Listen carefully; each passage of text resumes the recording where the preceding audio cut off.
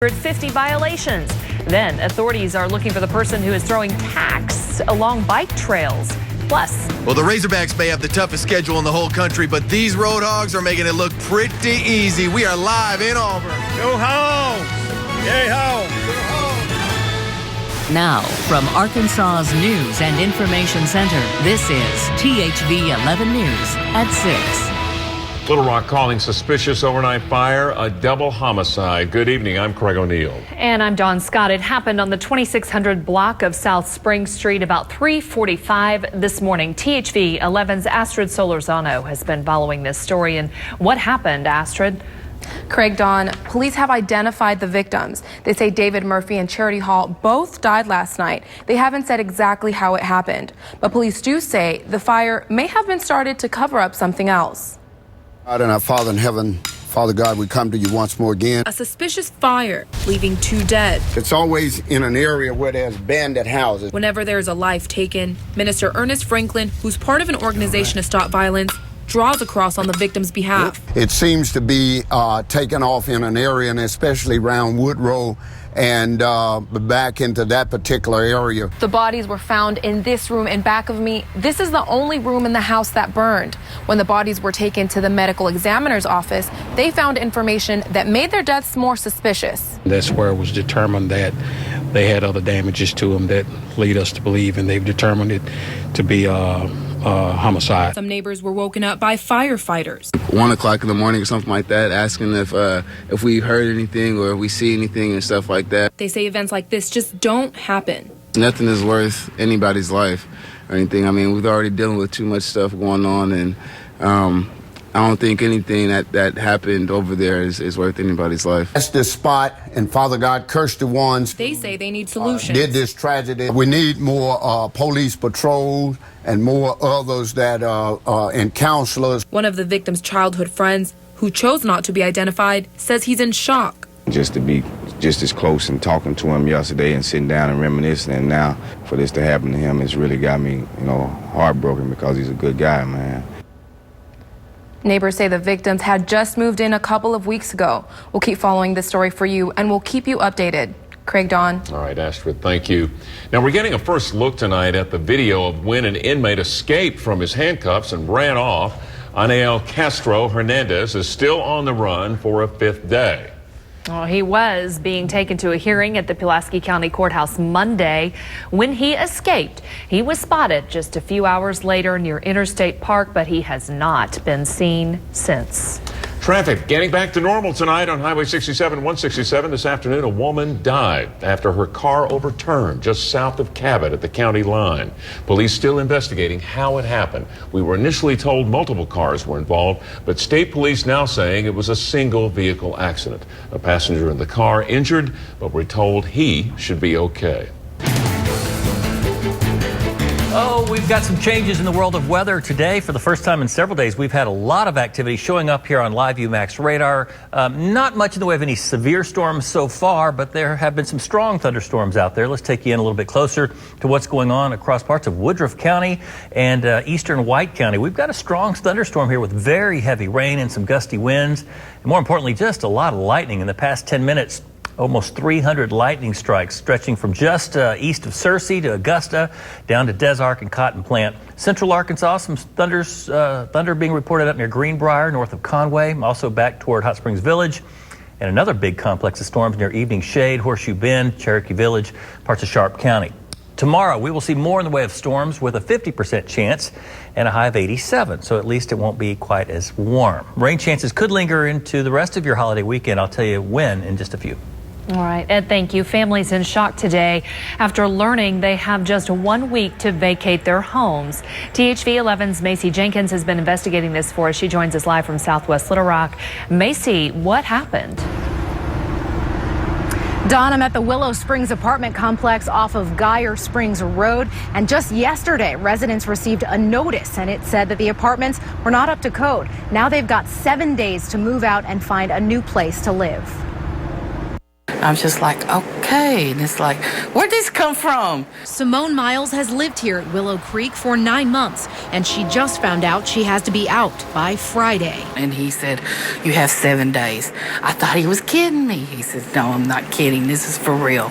She's disabled and has a limited income, but somehow she and her cat Smokey have to find a new place to live in less than a week. Other thing, it's a holiday, and top it all off, it's going to rain this weekend. She and other residents I spoke with say they've been happy with their apartments. Property manager Mark Green got a notice from the city citing dozens of code violations. I don't have no code violation, no life safety issues going on in my property. But Victor Turner with the housing department says one of their latest inspections said otherwise. May 29th, we did an inspection.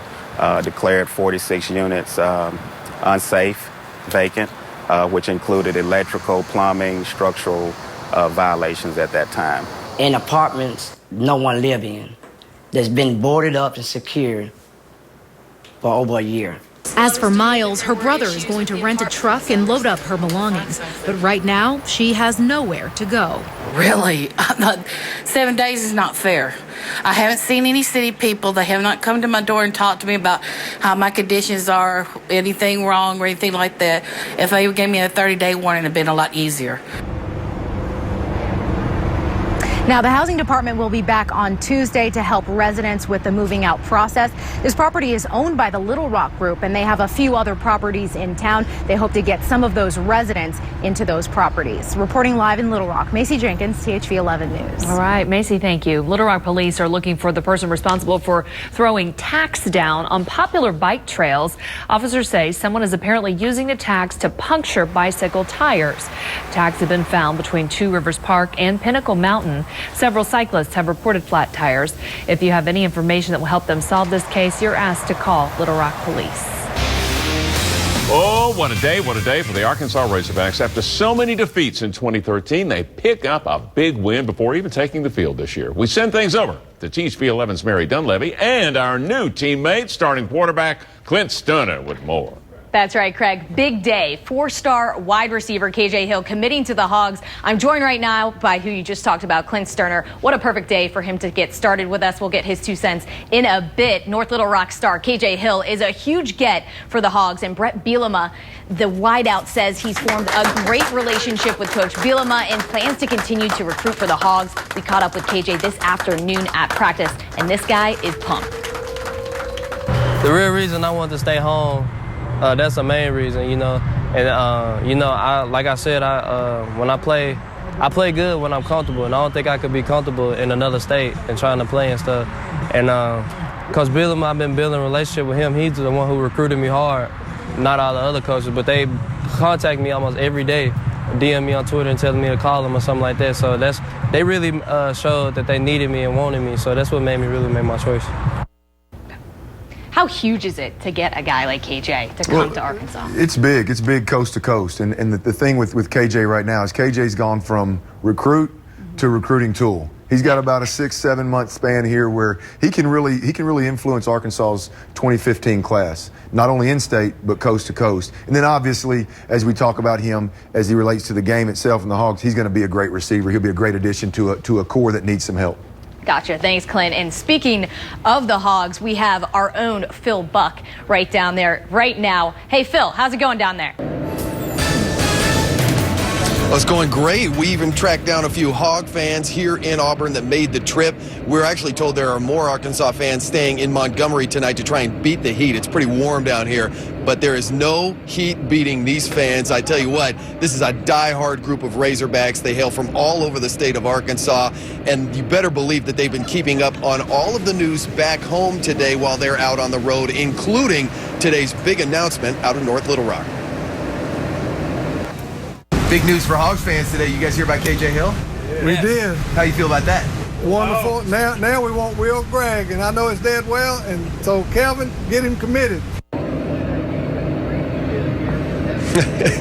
We've been having a good time with these guys, and I say that of all the places to visit in the SEC, Auburn is far and away their favorite place to go to a road game, mainly because the fans here are so friendly and welcoming. In fact, one of these guys over here just told me a little bit ago that if somebody were to write another book on Southern hospitality, they could start and end that book right here in Auburn. Mary? Phil, thank you so much. And Clint, I know it's been about 14 years, but what was it like down there at Auburn? I tell you, it was tough. I remember being a really fast track, which I wasn't fast, but for the guys that were chasing me, it was extremely fast.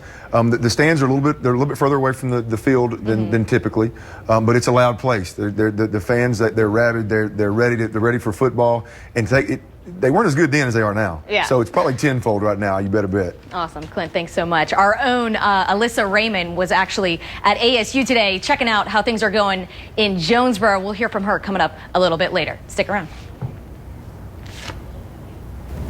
All right, Clint and Mary, thank you. Still ahead, the rules for yoga gurus are changing. Yoga is more than just meditation, and the state licensing board is recognizing that. Coming up, why the industry is pushing for more regulations. And Buckner, where are we getting this moisture from? Is it coming from the Gulf? Is it coming from the Pacific? Is it coming from the Atlantic? Where's it coming from? Could it be coming from the Great Lakes, maybe? I hadn't thought about that. No, it's coming from the Gulf. That's where most of our moisture. That's where most of our moisture comes from, especially with a south wind, especially in the mid layers of the atmosphere as well. It's a lot of low-level moisture, but also some mid-level moisture being pulled in with an area of low pressure. And I'm so glad you asked me, Craig, because I'll explain it all for you here in the next couple of minutes. Starting you off, though, with a look at what that moisture has produced. Yeah, some thunderstorms in the state.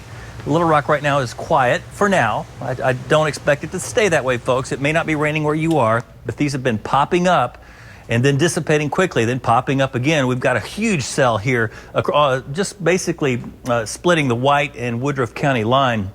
Heavy rain near Augusta, and then it kind of weakens a little bit as you head back down toward Georgetown. Over to Searcy, we're getting some intense rainfall as well, and a lot of lightning in that thunderstorm. Now back to the west. This is an outflow boundary. You see that very thin green line? That's an outflow from storms up near the River Valley and I-40. That's going to move into Little Rock and could spark up thunderstorms along and ahead of that. Back behind it, we've got rain and a couple of rumbles of thunder, but another big storm is up here in Sharp County, from Cherokee Village down to Evening Shade, Cave City. Some strong thunderstorms there. Nothing severe, but heavy rain, very heavy rain and some gusty winds and a lot of lightning where those storms pulse up quickly.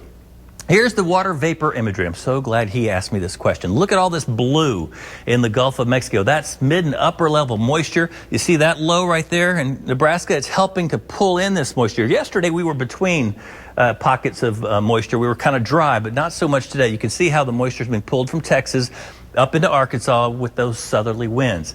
That's not going to change much as we head toward the next couple of days. Here's your forecast. If you're headed to Jonesboro, or will be in Jonesboro, 81 degrees, 60% the chance of a thunderstorm in Auburn.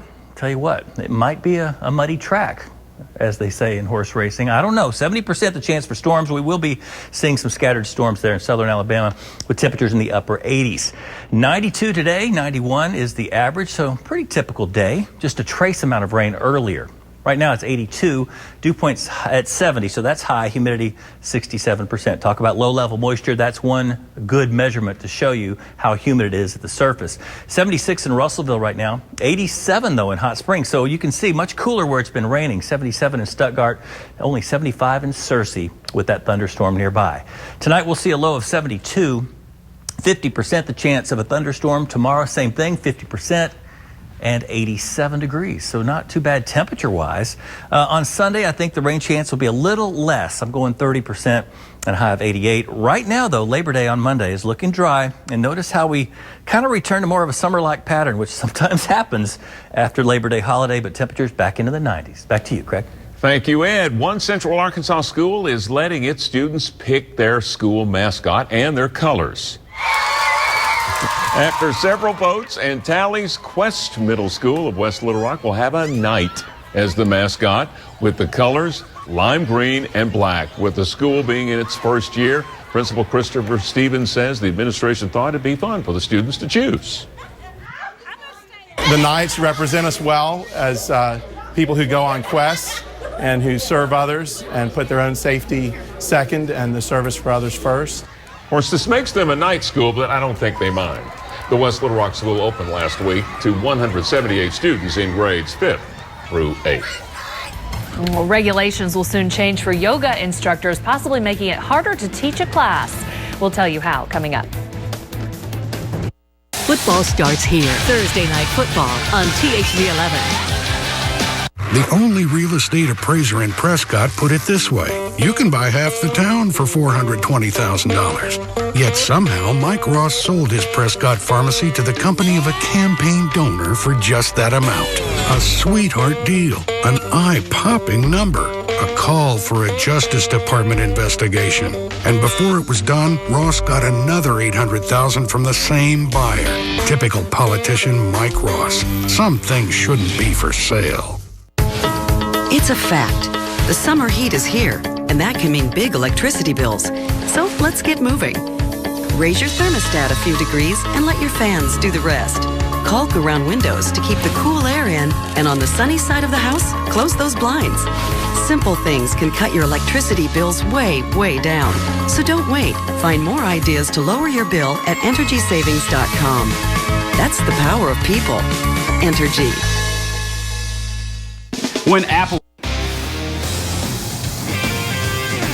It is Hog Eve. We've been waiting, and it's finally here. The Hogs will square off with Auburn at 3 p.m. tomorrow on the SEC Network. The key matchup to watch tomorrow is Arkansas running backs versus Auburn defense. The Razorbacks have an impressive trio with Jonathan Williams, Corliss Marshall, and 1,000-yard rusher Alex Collins. The Tigers are deep at defensive tackle, and this will be a test for a defense that allowed 162 rushing yards last season, which is 62nd nationally. The head hog says they aren't scared of these cats.